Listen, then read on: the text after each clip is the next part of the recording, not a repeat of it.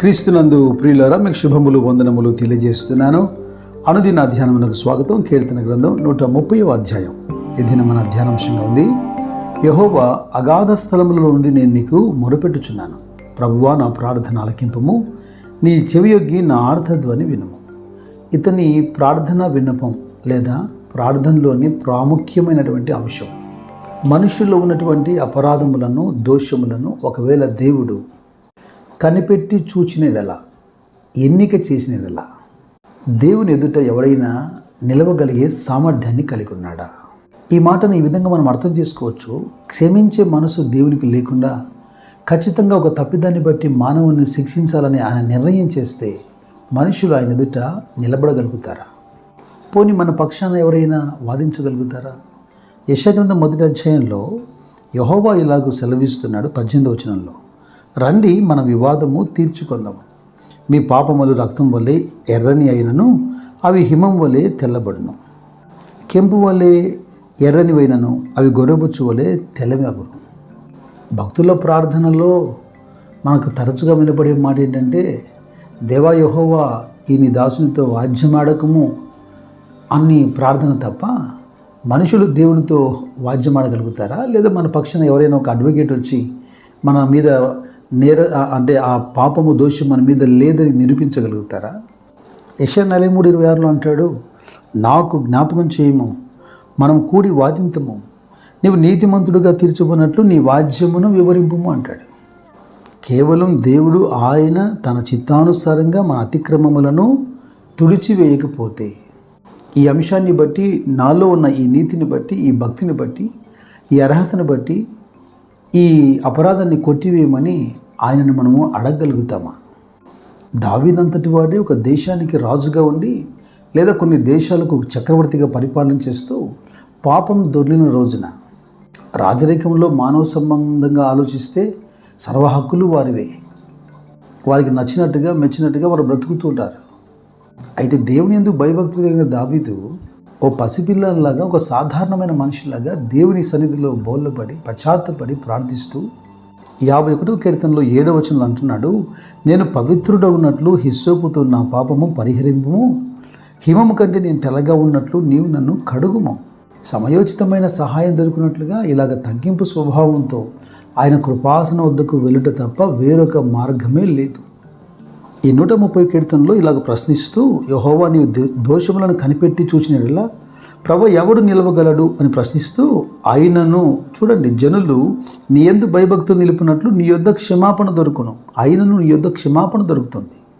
ఏలైనగా మనం నమ్మిన దేవుడు, మనం ఆరాధిస్తున్న దేవుడు, ఆయన దయాళుడు, క్షమించుటకు సిద్ధ మనస్సు గలవాడు. దేవునికి స్తోత్రం. ఇదిగో ఆయనే మాట్లాడుతున్నాడు, ఆయనే పిలుపునిస్తున్నాడు. ప్రవక్త అయినటువంటి యెషయా ద్వారా తన ప్రజలతో ఆయన 55వ అధ్యాయం 7వ వచనంలో, భక్తిహీనులు తమ మార్గం విడవాలని, దుష్టులు తమ తలంపులను మానాలని, వారు యెహోవా వైపు తిరిగిన ఎడల ఆయన వారి యందు జాలి పడతానని, వారు మన దేవుని వైపు తిరిగిన ఎడల ఆయన బహుగా క్షమించునని. మనకి ఏదైనా ఆయన సన్నిధానికి వెళ్ళేదానికి అర్హత ఏదైనా ఉంది అంటే అది ఒకే ఒక అర్హత, పశ్చాత్తాపడమే. మరి ఇటువంటి పరిస్థితులలో భక్తుడు ఏం చేస్తున్నాడు? 130 కీర్తన 5వ వాక్యం చూడండి, యెహోవా కొరకు నేను కనిపెట్టుకొనుచున్నాను, నా ప్రాణం ఆయన కొరకు కనిపెట్టుకొనుచున్నది, ఆయన మాట మీద నేను ఆశ పెట్టుకొని ఉన్నాను. ఆ కనిపెట్టుట అనేది దేంతో పోలుస్తున్నాడంటే, కావలి వారు ఉదయం కొరకు కనిపెట్టుట కంటే ఎక్కువగా నా ప్రాణము ప్రభు కొరకు కనిపెట్టుచున్నది. కావలి వారు ఉదయం కొరకు కనిపెట్టుట కంటే ఎక్కువగా నా ప్రాణం కనిపెట్టుచున్నది. దేని కొరకు కనిపెడుతున్నాడు? యెహోవా యొద్ద తనకు దొరుకుతున్నటువంటి కృప కొరకు, యెహోవా యొద్ద తనకు దొరుకుతున్నటువంటి సంపూర్ణ విమోచన కొరకు, తనకు కలిగినటువంటి దోషములన్నిటి నుండి విడిపించేటువంటి దేవుని యొద్ద కనిపెడుతున్నాడు. అసలు దావీదు ఎన్ని ప్రశ్నలకైనా జవాబులు ఇస్తాడండి. ఆయన అనుభవాలు దేవునితో లాగున్నాయి. ప్రశ్న దానే, జవాబు దానే. 27 కీర్తనలో మాట్లాడుతూ ఒక అద్భుతకరమైన మాట చెబుతాను, నేను చదువుతాను. కీర్తన 27లో చివరి వచనం లేదా 13, 14 వచనాలు మనం చదువుతాం. సజీవుల దేశమున నేను యెహోవా దయను పొందుదునన్న నమ్మకం నాకు లేని ఎడల నేనేమవుదును? యెహోవా కొరకు కనిపెట్టుకుని ఎండుము, ధైర్యం తెచ్చుకొని నీ హృదయమును నిబ్బరంగా ఉంచుకొనుము. యెహోవా కొరకు కనిపెట్టుకుని ఉండుము. ఎందుకు? యెహోవా యొద్ద నీకు కృప దొరుకుతుంది.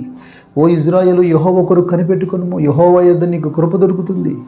ఆయన క్షమిస్తాడని పొరపాటు చేసే మనసు కాదు, కానీ ఆయన యొద్ద కృప నిత్యము దొరుకుతుందని కృపను నిర్లక్ష్యపరిచేటువంటి మనసు కాదు, కానీ జరిగిన పొరపాట్లకు క్షమాపణ దొరుకుతుంది అని ఒక నమ్మకం లేకపోతే అసలు మనం బ్రతకగలుగుతామా? ఈ 130 కీర్తనను ఈ విధంగా భక్తుడు ముగిస్తున్నాడు. 7-8 వచనాలు. ఇజ్రాయేలు, యెహోవా మీద ఆశ పెట్టుకొనుము, యెహోవా యొద్ద కృప దొరుకును, ఆయన యొద్ద సంపూర్ణ విమోచన దొరుకును. ఇజ్రాయేళ్ల దోషములు అన్నిటి నుండి ఆయన వారిని విమోచించును. విలాపవాక్యాల్లో 3వ అధ్యాయంలో యెహోవా కృపగలవాడని, ఆయన వాత్సల్యత ఎడతెగక నిలుచున్నదని, ఆయనకు అనుదినము మన పట్ల నూతనముగా వాత్సల్యత పుట్టుచున్నదని, దీనిని బట్టి మనము నిర్మూలము కాకున్న వారము అని రాశాడు కదా.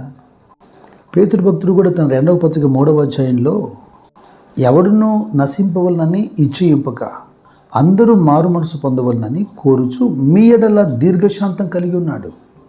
ఇదిగో ఆ దీర్ఘశాంతాన్ని బట్టి ఇప్పుడు మనం బ్రతుకుతూ ఉన్నాం. 103వ కీర్తనలో చెప్పబడినట్టుగా మన అపరాధములను బట్టి, పాపములను బట్టి ఆయన మనకు శిక్ష విధించింటే, ఒకవేళ దోషమును లెక్కగట్టి చూసుంటే, అపోస్తలుడైన పౌలు ఎఫెసీ సంఘానికి చెప్పినట్టుగా ఎఫెసీ పత్రిక 2వ అధ్యాయంలో 3వ వచనంలో కనబడుతున్నటువంటి ఈ దైవోగ్రతకు మనం లోనై ఉంటే నిశ్చయముగా మనం నశించటి వారం. పాఠం వింటున్నటువంటి ప్రియ సహోదరి సహోదరులకు నా మనవి, క్రీస్తు త్వరలో న్యాయాధిపతిగా, తీర్పరిగా ఆయన రాబోతుండగా ఆయనతో ఏ వివాదము లేకుండా జాగ్రత్త పడమని నేను మీకు మనవి చేస్తున్నాను. ఇది అపోస్తలుల ప్రేరణ. పౌలు కొరింథీయులతో మాట్లాడుతున్నప్పుడు 2వ పత్రికలో 6వ అధ్యాయంలో 20వ వాక్యం చూడండి. కావున దేవుడు మా ద్వారా వేడుకొనినట్లు మేము క్రీస్తుకు రాయబారులమై దేవునితో సమాధానపడుడని క్రీస్తు పక్షముగా మిమ్మను బతిమాలు కొనుచున్నాం అంటున్నాడు. యేసుక్రీస్తు ప్రభు కూడా నీ ప్రతివాదితో త్రోవలో ఉన్నప్పుడే సమాధానపడమని చెప్పాడు కదా. లేదా నిన్ను ఆ చెరకు అప్పగిస్తాడేమో.